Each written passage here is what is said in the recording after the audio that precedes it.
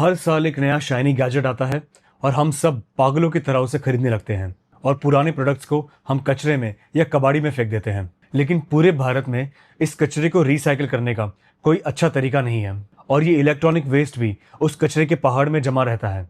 भारत ने 2025 में 22 lakh ton electronic waste generate किया और 2030 तक ये नंबर डबल भी हो सकता है। इस ई वेस्ट को अलग करने की जिम्मेदारी या तो कबाड़ी वालों पर आती है या छोटे स्लम बेस्ड वर्कशॉप पर आती है, जिनके पास इस इलेक्ट्रॉनिक सामान को अलग करने के लिए ना ही सही इंस्ट्रूमेंट्स होते हैं, ना ही प्रोटेक्टिव गियर होते हैं।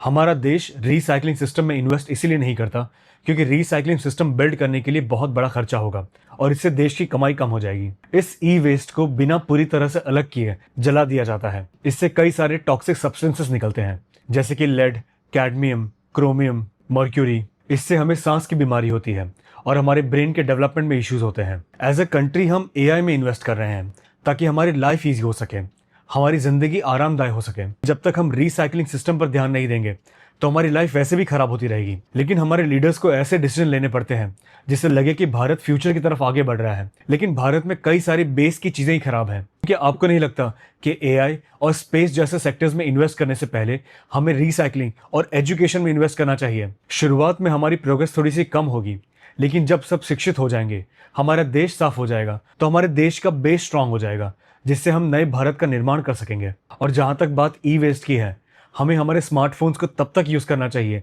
जब तक वो चलता है।